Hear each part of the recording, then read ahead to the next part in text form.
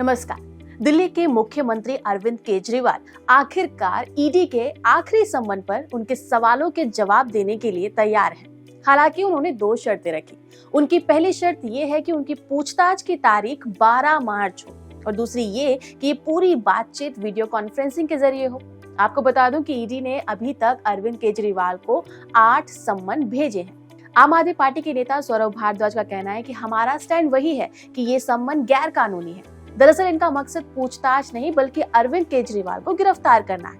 खैर, मैं आपको बता दूं कि आम आदमी पार्टी के कार्यकर्ताओं का कहना है कि अगर केजरीवाल को गिरफ्तार किया गया तो जेल से ही सरकार चलाएंगे। अगर इस मामले के पीछे जाएं तो हम पाएंगे कि दिल्ली सरकार ने 17 नवंबर 2021 को शराब बिक्री से जुड़ी एक नई आबकारी नीति को लागू किया था। इस नीति से शराब की दुकानें प्राइवेट हाथों में चली गई थी।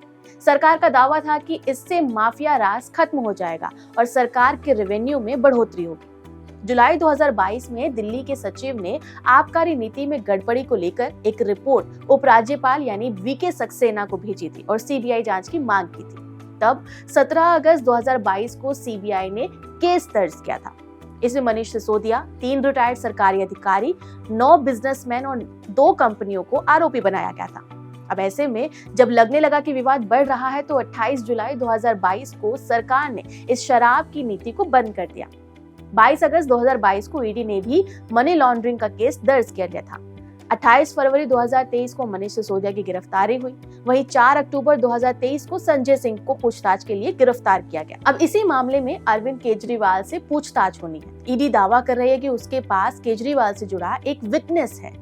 आपको पता है कि ईडी अभी तक अरविंद केजरीवाल को 8 सम्मन भेज चुकी है, लेकिन जब पहला सम्मन भेजा गया था तब अरविंद केजरीवाल ने उसके जवाब में असिस्टेंट डायरेक्टर को लेटर लिखा था कि सम्मन से ये बात क्लियर नहीं हुई कि उन्हें किस हैसियत से बुलाया जा रहा है, यानी इस मामले में उन्हें गवाह माना जा रहा है या संदिग्ध, उन्हें दिल्ली के सीएम के तौर पर बुलाया जा रहा है या आम आदमी पार्टी के संयोजक के रूप में।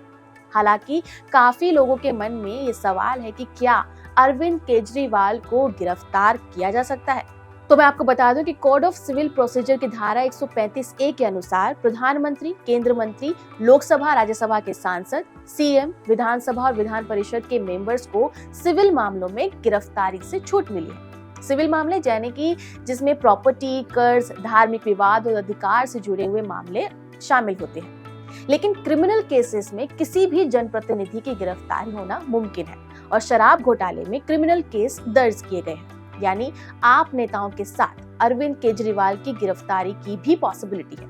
इसी वजह से अरविंद केजरीवाल वीडियो कॉन्फ्रेंसिंग के जरिए सवालों का जवाब देने के लिए तैयार हुए।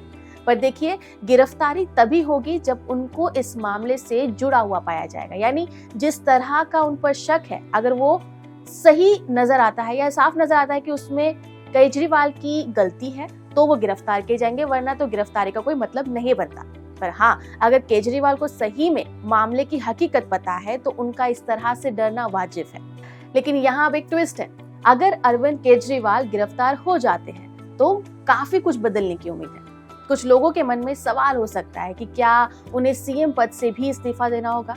तो इस पर मैं आपको बताना चाहूंगी कि लोक प्रतिनिधि अधिनियम 1991 में इस बात को कहीं नहीं बताया गया कि जेल जाने पर किसी को इस्तीफा देना पड़े। मंत्रियों के जेल जाने पर भी उनके कामों को दूसरे मंत्रियों को दिया जाता है। झारखंड में मुख्यमंत्री हेमंत सोरेन की बात की जाए तो उन्होंने ईडी की गिरफ्तारी से पहले अपना त्यागपत्र दे दिया था, लेकिन अरविंद केजरीवाल जेल जाने पर भी सीएम पद पर बने रह सकते हैं। बस जेल जाने के बाद उन्होंने त्यागपत्र नहीं दिया तो दिल्ली सरकार में संवैधानिक संकट पैदा होने के चांसेस हो जाएंगे। हाँ, अब ऐसे में गिरफ्तारी का ये डर खुद अरविंद केजरीवाल को भी सता रहा होगा और इससे बचने के लिए हो सकता है कि वो एंटीसिपेटरी बेल लेने का मन बनाए। ये एक ऐसा ऑप्शन होता है जिसमें गिरफ्तारी से पहले ही बेल के लिए अप्लाई कर दिया जाता है, यानी अपने आप को सेव करने का सबसे सही उपाय। हालांकि ईडी की रेड और गिरफ्तारी की बात से आपके कार्यकर्ताओं में एक अलग रोष देखा जा सकता है। दिल्ली सरकार की मंत्री आतिशी का कहना है कि जरूरत पड़ी तो सारे अधिकारी ही जेल जाएंगे और वहीं से कैबिनेट की मीटिंग करेंगे।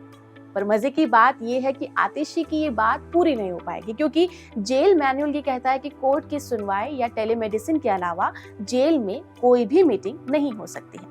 खैर, अब ये देखना होगा कि इतने समय बाद बातचीत के लिए मान गए अरविंद केजरीवाल से ईडी पहली मुलाकात में क्या स्टेप उठाती है और क्या अरविंद केजरीवाल अपनी मनमानी को दरकिनार करते हुए इस जांच में सहयोग दिखाते हैं या नहीं। फिलहाल के लिए इस खबर में इतना ही। बने रहिए क्लिक इंडिया के साथ। नमस्कार।